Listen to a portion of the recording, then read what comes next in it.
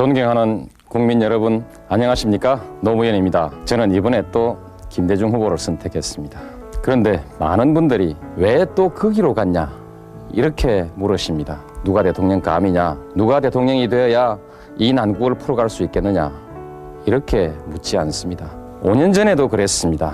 누가 대통령이 되어야 이 나라가 잘 될 거냐? 이렇게 묻질 않고 너 왜 거기 줄 섰냐? 이렇게 물었습니다. 5년 전 김영삼 대통령은 머리는 빌리면 된다 이렇게 말했습니다. 스스로 식견이 부족하다는 것을 인정하신 것입니다.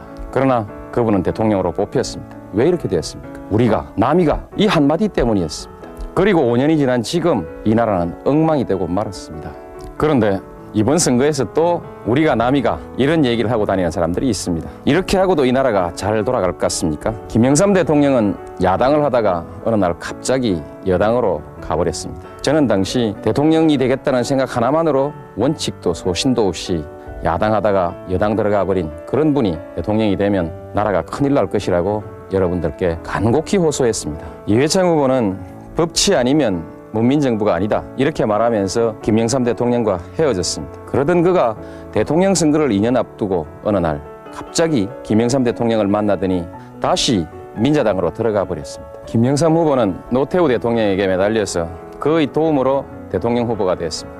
후보가 되고 나서는 자기는 노태우 대통령과는 아무런 관계도 없는 사람이고 민자당은 민정당과는 전혀 별개의 정당인 것처럼 그렇게 행세했습니다. 이회창 후보도 김영삼 대통령의 도움으로 후보가 되었습니다. 그 역시 후보가 되고 나서는 김영삼 대통령이 선거에 도움이 되지 않는다는 계산으로 오늘의 이 위기 사태에 대한 모든 책임을 김영삼 대통령에게 뒤집어 씌우고 있습니다.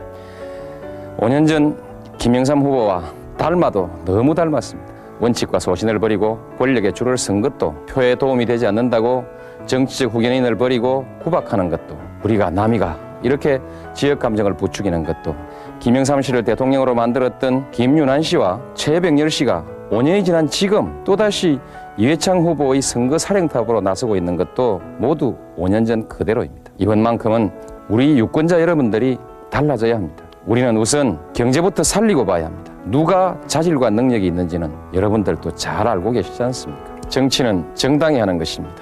후보 바꾸고 총재 바꾸고 당 이름 바꾼다고 달라지는 것은 아닙니다. 한때는 김영삼 대통령과 민주계가 민자당을 완전히 접수한 것처럼 보이기도 했습니다. 그래서 김영삼 대통령의 북방 정책도 개혁 정책도 모두가 그의 뜻대로 잘 돌아갈 줄 알았습니다. 그러나 결과는 모두 실패하고 말았습니다. 결국 김영삼 정권의 개혁 정책은 당내 560 세력들의 조직적인 저항에 부닥쳐서 결국 실패해버리고 말은 것입니다. 그러다가 한보 사건이 터지자 숨을 죽이고 있던 민자당 내 560 세력들은 때를 만난 듯이 김영삼 정권을 흔들었습니다.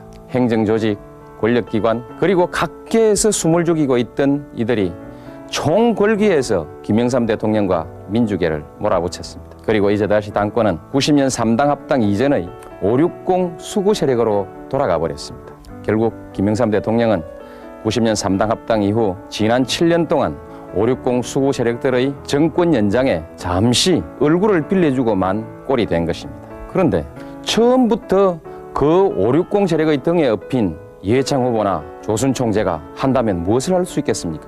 560 수구 세력의 월급쟁이 사장 이상 아무것도 아닙니다. 결국 이번에도 이회창 후보가 당선된다는 것은 민정당, 신한국당, 한나라당으로 이어지는 560당의 정권 연장을 의미하는 것입니다. 이회창 후보는 깨끗한 정치 그리고 정직한 정치를 얘기합니다. 그러나 이회창 후보는 그런 말을 할 자격이 없습니다. 한나라당의 수천억 원에 이르는 그 재산은 과연 어디서 나온 것입니까? 과거 군사정권 시절, 바로 민정당 시절 총칼로서 국민을 위협하고 세무사찰로 국민을 협박해서 긁어모은 작물이라고 얘기할 수 있는 것이죠. 이렇게 물려받은 화합한 당사에 앉아서 자신들은 엄청난 정치 자금을 펑펑 쓰면서 10분의 1도 안 되는 야당의 정치 자금에 시비를 걸어보겠다고 남의 계좌를 뒷조사하는 이런 치사한 짓을 하고 있는 사람이 어떻게 깨끗한 정치, 정직한 정치 이런 얘기를 할 수 있습니까? 이회창 후보도 우리 경제를 살려내겠다고 장담하고 있습니다. 그러나 그것은 불가능한 일입니다. 이유는 두 가지입니다. 하나는 한나라당이 560 수구 세력의 정당이라는 것이고, 하나는 이회창 후보의 그동안의 경험이 이 경제 난국을 풀어나가기에는 적당하지 않다는 것입니다.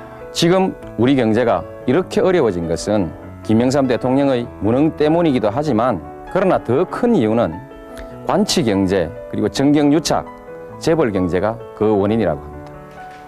이러한 경제 구조는 바로 560 시절의 기득권 세력들이 만들어 놓은 것입니다. 이들은 우리 경제의 체질 개선과 구조조정을 반대해왔고 민정당, 민자당, 신한국당은 지금까지 바로 이들의 이익을 대변해왔습니다. 바로 신한국당이 이름을 바꾼 것이 한나라당입니다. 결국 한나라당은 오늘의 이 경제 위기를 초래한 주범입니다. 따라서 한나라당으로는 결코 이 문제를 해결할 수가 없습니다. 고양이한테 생선 가게를 맡기는 꼴이 되는 것 아니겠습니까? 이회창 후보는 대법관 감사원장을 지낸 아주 유능한 분이라고 합니다. 그러나 그렇다고 정치도 경제도 다 잘 풀어갈 거라고 생각할 수 있겠습니까? 그렇지 않습니다. 재판이나 감사라는 것은 지나간 일을 놓고 잘잘못을 따지는 것입니다. 거기에 반해서 정치와 경제라는 것은 복잡한 현실 위에서 하루하루 변해가는 변화무쌍한 내일을 내다보면서 미래를 설계하고 창조해 나가는 것입니다.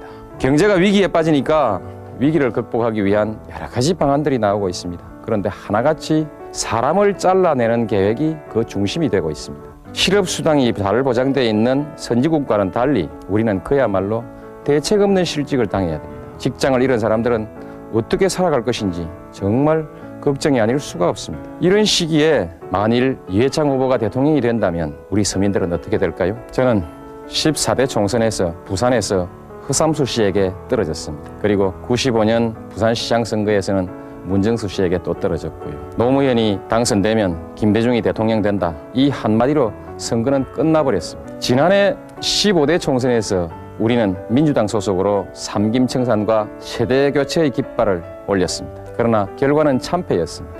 결국 우리는 이 뼈아픈 실패를 통해서 새로운 정치도 그리고 정치개혁도 지역감정이 먼저 해결되지 않고는 결코 불가능하다는 사실을 알게 됐습니다. 그런데 이제 이번에는 한나라당이 다시 삼김청산의 깃발을 들고 있습니다.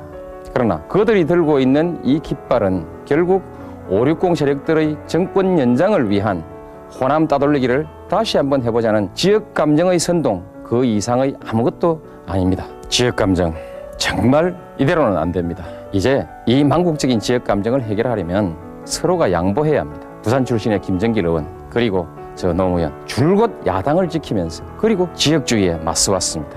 모든 정치인이 이렇게만 한다면 지역감정 문제는 해결될 것이라고 봅니다. 그러나 우리는 내리 3번씩이나 떨어졌습니다.